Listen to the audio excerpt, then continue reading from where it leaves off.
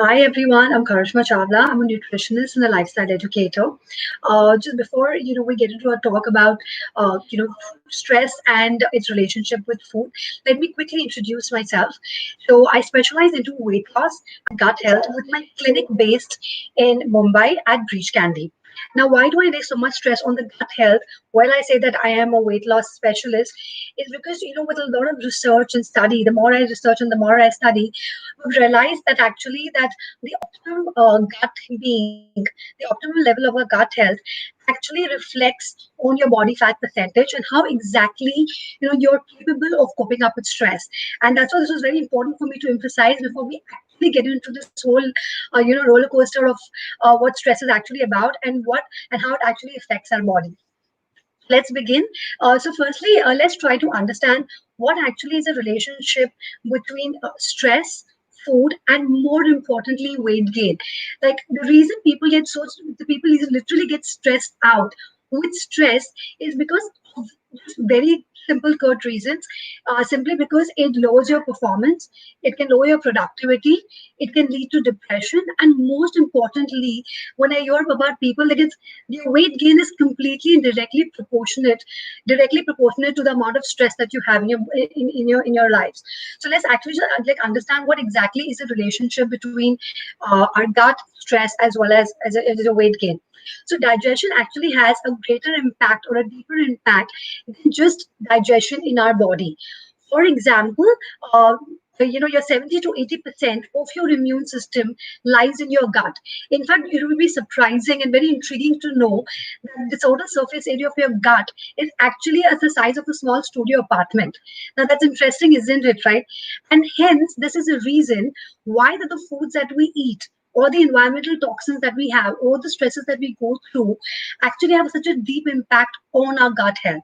Second, very important thing is that 90% of our feel good hormone, that's your serotonin, right, which actually makes us take better decisions in life, it actually is a neurotransmitter which is also manufactured in your gut. So when your gut health is sacrificed, so is the serotonin levels, which is your feel good hormone. Lastly, something that I would really love to emphasize is there's a nerve called the vagus nerve, which is the largest nerve in our body, and it passes right through through your brain stream your intestines and it branches out into your organs. Now, what is the actual function of this vagus nerve? Or the reason of having actually our vagal tone healthy is that all the thoughts, feelings, and emotions are actually transmitted from the brain to your gut and vice versa through this vagus nerve. So you probably heard about this phenomena of the butterflies in your stomach. That's nothing else but basically an outcome of your vagus nerve. So it's very important to actually have the optimal functioning of your vagus nerve. Now let me actually simplify this for you. So you probably must have noticed, right, that sometimes when you have a stomach upset or you're constipated or just around your PMS time when your stomach is not feeling that good, you tend to feel little anxious. Sometimes also feel a little depressed, a little sad, feeling that you really don't feel like doing anything else, or perhaps even social withdrawals. All of these things are basically associated with an iffy stomach. And more importantly, you always when you need to take a very strong decision in your life, or we normally as women look at that, our sixth sense is even higher, or probably our hunches are very strong. So all of this basically comes from the optimal functioning of a gut, along with obviously we have a lot of chakras in our bodies, which is a complete different story altogether. And this combined together actually is responsible for our gut feelings. So one thing that is completely in our control is as soon as you know that you have a control over your gut health, hunches are absolutely stronger and you're capable of taking better decisions in life. That's how it affects you. Now let me also give you a very simple example about how stress can actually affect the entire overall well-being. You could be actually on the best foods, the best quality, the best quantity if of natural foods, as well as you could also be supplementing yourself with the best vitamins, minerals, and stuff like that, and you still may feel bloated post a meal, or in fact have a lot of symptoms of indigestion, irritation, mood swings. Perhaps you may think that your weight is completely stuck, it's not moving, rather it can also start escalating. Here the main managing yourselves well.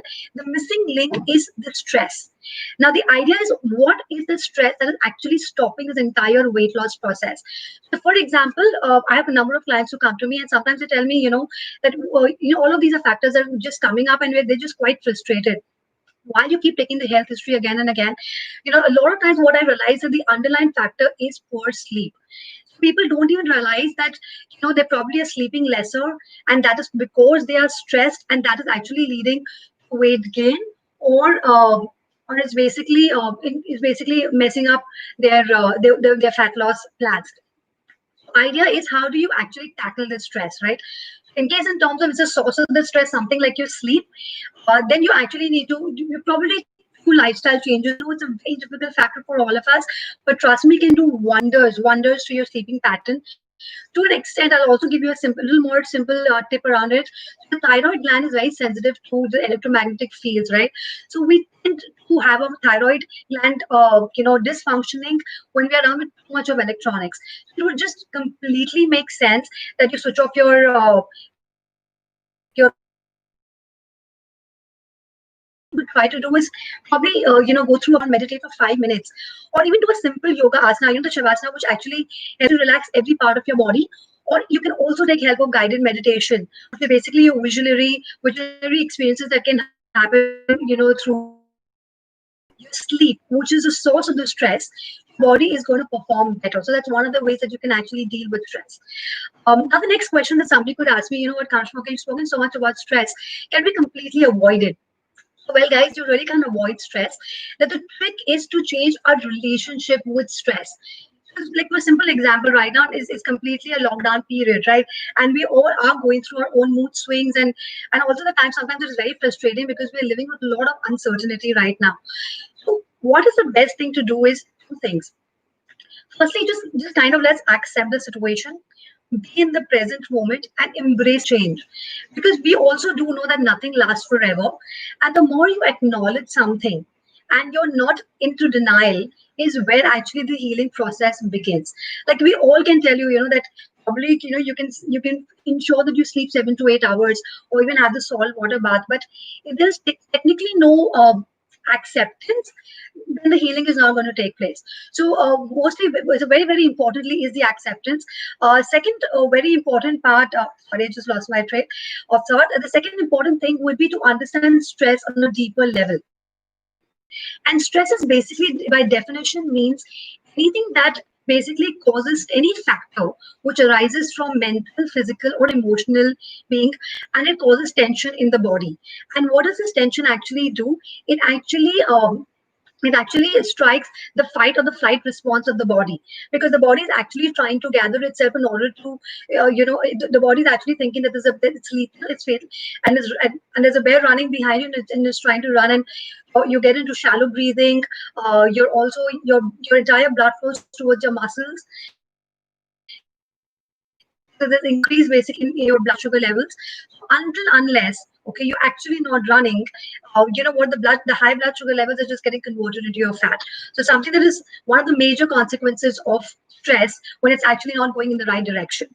Now, your mental stress is basically originates from a psychological behavior. It's still a psychological behavior where it's how a person actually perceives his internal or her internal or external environment. So this can come from your worry, or from your negative thoughts, from depression, anxiety, and stuff like that. And you also have the physical stress, which basically can stem out of your physiological factors, such as poor sleep, or too much of exercise, food intolerances, environmental toxins, and etc. etc. So all of these things are very important to understand. Where is the source of stress actually coming from? So the minute we understand that, it gets actually much more easier to deal with stress. And there are just three very simple ways to deal with the stress. The first is the very simple example that we spoke about in the beginning, that you actually nail the source of the stress, which in the earlier example was the sleep, and hence there were issues with the health. Second is a perception shift, right? So that basically means to actually think differently in order to change your stress story into your success story. So, for simple example, let's come back to what is really happening in the current scenario. Like, I have a lot of people who call me and they're very stressed about the fact that their business is very uncertain right now. A lot of small, your small organizations are actually getting the hit. So, a very simple thing is that, yeah, we can't change the fact that we are all going through firstly, we're all going through this together. Like, everybody has different kinds of stresses and different levels of stresses. I think that itself makes us feel okay, fine, we all here together. And we also need to remember that nothing is going to last forever. So, your faith in the universe, your faith in the natural powers or the natural divine will work. It will help you to be into a much more sacred place in order to deal with the stress. Thirdly, it's also important to change the way you think. So, for example, if you really think that right now you are very stressed and the work is not really picking up, what are the emotions that you actually secreting? It's like, I don't know where my business is going to take me. I have like my bills running. I actually had thought about all of these things. All of them are completely going down. So I want you to sit down and think for like at least 10 seconds and understand what are what are the feelings that you're actually emoting. It's a fear of despair, it's a fear of uncertainty, and a fear of unknown. So all of these, if you realize, are very, very negative. They actually compromise your immune system, which is completely opposite of what we really want to do. Like, we do realize that we are going through this whole pandemic, probably something that we all never thought we would be facing, but we are. And our only fight back, or our only comeback to this virus right now is our immune system. So we got to understand that if we are stressing beyond our capacity, we are compromising on immune systems, not something that we really, really want. So, for example, this was a success story. All I'm saying is, let's try to have a certain perception shift where we can say, okay, fine, this is happening. We really don't know how many more months is going to happen. I have a few little time around myself. Can I do anything to learn something new? All right, that could help me in my business as soon as the life gets better. Is it also possible that for so many months, I really never took care of myself because I was busy studying, I was busy running a business, I was busy social networking, doing all of those things. Maybe this is the time that we can actually sit down and take care of ourselves. Remember, the best care that you take of yourself, it will eventually show on your performance and your productivity levels. So really very, very important. So that's how we can actually deal with stress, by thinking differently and creating positive emotions and helping the stress to be a more positive factor in our lives rather than being negative. The third important thing is actually to get into stress management techniques. Abhi, like, I probably told you, okay, fine, you know what, maybe you can deal with the stress, the source of the stress, because you know it. Or secondly, you have a perception shift. But now that just that knowing is not important. The most important thing is doing, right? So one of the few things that you can do. You can do your meditation. You can do journaling. When I say journaling, you can actually sit down in the night and probably even make a note of everything that's not gone right in your day. The idea of journaling is basically emoting your feelings. So why does the body become too stressed? It's because when we have not emoted ourselves well, right? It changes the chemistry of your body, which can actually worsen your immune system. Like, we don't want a hyperactive immune system, nor do we want an underactive immune system. We want it to function completely in the right way, the complete homeostasis of the body. So, importantly is meditation, journaling. You can also just hold a gratitude list, right? As soon as you wake up in the morning, you can just actually sit down with your cup of tea or coffee and think about three things that you are really grateful about. You also have a lot of other stuff, like, you can actually remove 5 minutes of like literally dancing, right? That, like, there's a renowned psychologist, I forget his name, James Gordon or something. You can always go online and check him out, where he actually deals with a lot of people with trauma and any of these things, where he tells them to pick up your best song and actually dance. It's something that we always do, right? I mean, we're always dancing and partying and we are always socializing, but why not create the same atmosphere in your house where we can, even it could be like a slow dance, it could just be grooving, but it'll actually help de-stress your body very, very well. And remember, every kind of movement, okay, that comes from the dance, from exercise, pilates, any kind of movement, even for example, to go, to go in the kitchen and cook for yourself, will release endorphins. They are a feel-good hormone. So very, very important actually to have the movement. So these are the few ways that you can actually deal with stress. Another very important thing that I would like to add is, remember we spoke about the vagus nerve, right, in the beginning. There are ways to keep the vagus nerve active, like basically really stimulating it. So what we first shouldn't do in order for it not to function in well is ensure that we don't have too much of spicy foods, caffeine, and alcohol. This is anyway something that we always take care of. What can we actually do? Okay, so again, meditation comes in. Remember, meditation is a complete game changer, right? You can actually meditate by taking your, to guided meditations where you basically take help of the visionary ways to do it. You can actually do transcendental meditation where you can actually have a mantra silently saying it, or you can also do mindfulness where you're completely concentrating only on your breathing, right? The idea of meditation is when you say mindfulness of any kind of meditation, let's not make it too complicated and actually add stress to it. The idea is whatever you're doing, you're fully present in there. It will be as simple as focusing on your breathing, right? And all of this can help you with your anxiety, get your stress levels down. It can increase your immune system. In fact, it can also increase your cognitive, your memory and stuff like that, your non-therapy. So very, very important. And it actually again gets your body into complete balance. So one is meditation. The other thing is cold plunge. So it actually helps you with being more resilient. So for example, if you're having a shower for like 5 minutes under hot water, you can instantly go into cold water for 20 seconds. It's like actually giving your body that shock, and your body will be able to handle stress in a much better way. The third important thing is the absolute, a simple yogic breathing and asanas. So you can do your Surya Namaskars. You can also do your gentle backward bending, and most important is your pranayam. All of these are actually going to help you to decrease your stress levels. Why? And now we've given you a logic. The reason these things really help you is because it actually helps the optimal functioning of the vagus nerve in our body. Now, the other few techniques, all right, before we get into other practices, let me also emphasize a little on food.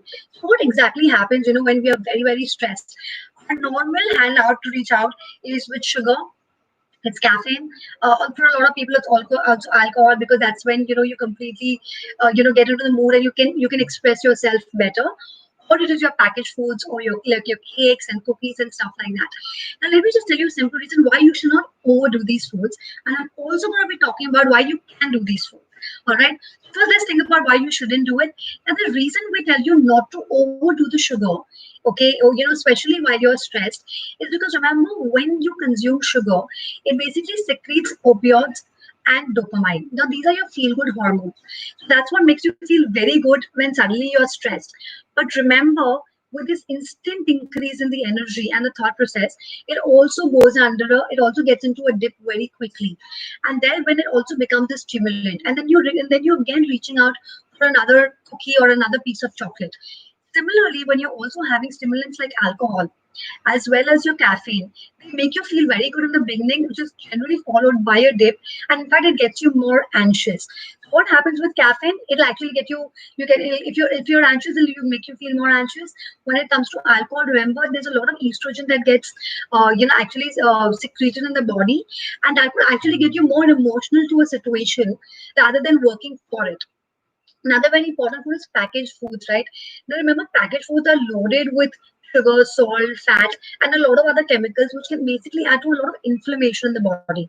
Remember, more inflammation in the body, what is happening is the gut health is completely getting compromised because then eventually you're not actually absorbing the nutrients, which are very important in order to, be more alert in a lot of ways, because with stress also your B complex vitamins get depleted of. Secondly, also when you land up eating all the wrong foods, and you also land up getting some sensitivity or intolerance to certain foods, it can actually make you feel more tired, more fatigue, get you into a lot of mood swings, and as well as let's have a lot of brain fog. And remember that the more inflamed your body is, your fat cells or your cells in the body also get inflamed. And when you're trying to lose weight and doing anything else, right, the body is not going to move. It's going to be very stubborn because the fat cells have they got even more inflamed. So this is exactly what happens when you overdo all these things. Now, let us be a little more realistic, okay, and let us be a little more human, considering the fact that we said that we should not overdo our sugar, alcohol, or any of the packaged foods. I would rather say that we live in a real world where it could be an 80-20% rule. Well, 80% all the time we're eating clean, and 20% we are allowing ourselves to eat the wrong foods. So for a lot of my clients right now, cooking could be very therapeutic. So I tell them, okay, why don't you just bake a cake, because they love doing it, and the kids love it as well. Now it is your choice that you really want to do with completely healthy ingredients, or you may not. The only idea is when you have the cake, when you bake the cake, you're not just completely eating the entire cake, right? You're not binge eating on it. You're going to be more mindful about it and probably eat a piece or two. So the idea is not that we do not want to indulge into wrong foods. We want to be more mindful about it. We don't want to overdo it. We don't want to give in to a temptation, because when we give in to a temptation, that's the time when the food has the power and we don't. And in every field of life, the most important thing that we do, right, in any parameters, in terms of our relationships, in terms of career, finance, health, or exercising, everything, we want to empower ourselves. We don't want to be dependent on any of the factors. We want the entire circle of life to work for us, not that we are working just towards it, right? It has to be a two-way process. So my only emphasis is that, the only thing that actually craves in your body are your taste buds. And if you eat clean throughout the week, you truly can indulge into eating these wrong foods and just enjoy them. So I'm going to give you a quickly a simple math, right? So say for example, you have 5 meals in a day, that is equivalent to 35 meals in a week. Right now, even if you eat on an average 28 good meals in a week, and your movement, you're doing enough movement in the house, you're doing good exercise, you're sleeping well, of course, then because the stress levels may be a little high, you may want some, foods that are nostalgic, or some comfort foods, or probably even have like, or drink with a friend on a video chat. So all of these things are okay, all right? We just don't want to overdo it. Another thing that I would like to add in terms of also dealing with stress is, it's very important to connect with people, right? There are a lot of blue zones in the entire country, in the entire world, okay? And there's a lot of research that actually goes into it. That one of the major factors, okay, one of the major factors of longevity of life is social connection. Like, all probably may also be able to relate to it, right? Before we were all completely phone savvy, and the telephones have just started in. I grew up in a place of time that I went to a friend's house without telling them that I'm coming. I just rang the bell, right? I mean, today of course things have changed, everybody's working more, lives have become more tough, but remember that we are at home. We can actually reach out to our loved ones. They're just one phone call away. And in fact, we can just look at them and chat with them right now. So maybe this is something that we've not done. Please do it right now. Learn to express yourselves. If you don't have too many friends, reach out to experts. But remember, the more you express yourself, the more lighter you will feel, and it's an easier factor to actually help us with our stress levels. Okay, somebody's written, what's the best way to stop evening munching? So what? I don't say that you need to stop your evening munching. It depends what are you munching in the evening with. So what I've noticed, a lot of people basically munch on biscuits, khakras, your diet bail. There's nothing called like diet, by the way, or your makhanas. So instead of doing that, that can be done once, like probably twice a week. Again, we're trying to balance everything. Maybe you can have like a sprout salad, or you can have a peanut, or you can have a peanut bale, add some spices and herbs to it. So the idea again is just try going as simple as possible. Uh, Somebody writes, I get stressed and eat a lot at the office day ends. Again, what you need to, so the two important things that you can do is that firstly ensure that you're eating a good breakfast in the morning. Remember, a lot of times when people do not eat good breakfast, or if you've not slept enough, these can actually increase your sugar cravings, and that could be one of the reasons why you could actually be binging in the night. So it might not just be the stress. Second very important thing is, like we just spoke about, right? Why don't you just try this out, right? So out of 5 days a week, okay, that you are feeling stressed at work, maybe you can just journal down, say, this week, however stressed I feel, maybe I'm just going to indulge into eating around 2 days a week. Rest 3 days a week, I probably will do something else that I like. So maybe that's the time when you feel stressed, you can actually start journaling. Or that's the time when you can roll a gratitude list. Or that's the time when you can actually, sit down to meditate, sit down with your prayers, or probably try doing a deep breathing exercise. See, we can't change the stress very well, but we can definitely try to see what we can consume ourselves doing something else. Like, a lot of times I ask people to keep this worry jar. Very fascinating, fancy Varisha. So throughout the day, whenever you feel you're stressed, write it in a piece of paper and just put it inside. Just tell your mind, you know what? I'm not ignoring all my worries. I'm going to probably a lot of time say between 8 and 8:30 or 9:30 to 10, but I'm going to pick every paper and see what I can do about it. So there are two things happening. Firstly, you're really not stressing all day throughout. Okay, because if you don't stress all day throughout, that means you're keeping your immune function functioning very well. Second important thing is you're not ignoring your life. You're actually sitting down, and when you are more relaxed, you're looking at it. Maybe now you come up with better solutions to cope up with it. Like, see, remember, we never want to shove anything under the carpet. We always want to be in the present moment. When you're in the present moment, you can actually figure out what is exactly happening with you and be able to respond to a situation rather than reacting to a situation. The reaction is where we have the issues, not with response.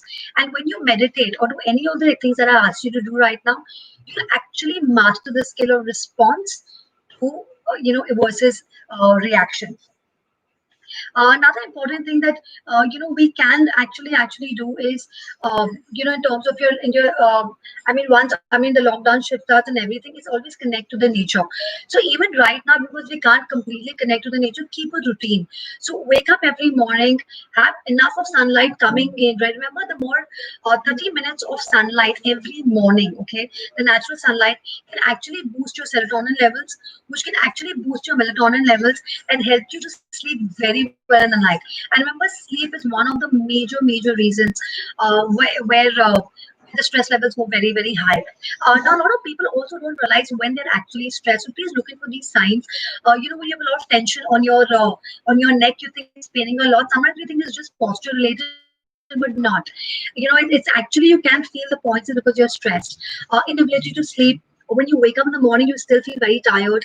Shallow breathing, low sex drive. A lot of times, a lot of my clients or partners or basically couples who come to me, and they're really thinking that they're actually missing the intimacy. But the thing is that love hasn't changed, but the stress levels have taken over. So sometimes a partner may not completely indulge into it simply because he or she is stressed and not because they don't feel love towards you. Something very important to understand.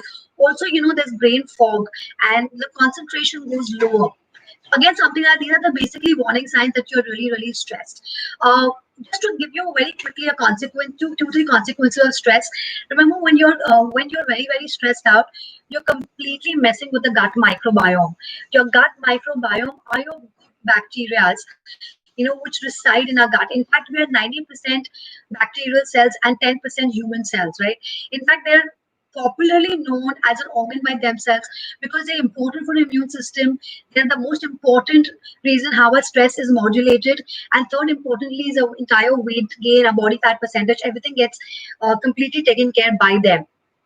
The two things that we can feed them would be your probiotics. Now, your probiotics come in two forms in terms of supplements, and secondly, they come in fermented vegetables. So, for example, you have fermented cabbage, cauliflower, cucumber, carrots. Remember all the chars that our grandmothers made, and do they're back in fashion. So we can actually have them fermented in water with a little pink salt and little of the spices that you like. So these are your fermented vegetables, which are loaded with a good bacteria. Now these guys also require food to eat. So remember the fiber that we do not digest? Actually, these are consumed by these good bacteria, and these are the ones who are actually manufacturing vitamins and short-chain fatty acids and immune regulating molecules in our body. So it is important actually to feed them with your whole grain and cereals, and important to have up your fruits and vegetables. Very importantly, some of the foods that are very high in prebiotics or the foods that the good bacteria thrive on are quinoa, amaranth, millet, your onion, garlic, leek, asparagus, and Jerusalem artichoke. You can have these more in your daily basis. And besides this, if the food gets a little difficult, then just look into your probiotics and prebiotic supplements. Besides this, ensure that you're taking a high strength multivitamin, vitamin C, vitamin E, glutathione, and an omega 3. All of these are really going to be very important in order to manage with stress better. Uh, any set of yoga asanas before you go to sleep. So I think you can go to relax yourself more. It would be something like a shavasana that you could do. And in case you think that you have any issues with the gut, then you can probably, do the one with the vagal nerve, which is like, just not right completely before going to bed, or probably just doing a couple of Surya Namaskars, or have a gentle backward bending, which will help to activate your vagus nerve. Uh, apart from this, what I would also emphasize, probably do a 2 minutes meditation. That would really help you to be able to sleep better. And besides that, whatever that we've spoken about, if you can deal with stress better, the sleep is never an issue. It's always a stress that actually is a missing link why somebody is not sleeping that well. So we could do that well. Hi, so I hope you guys have really liked the show, and I hope I've been able to answer the few questions that came my way, and maybe our talk, may be able to change a certain way that you think about stress, embrace it better, and be able to cope up well with it. So, bye, take care, and be safe till we meet again. Thank you.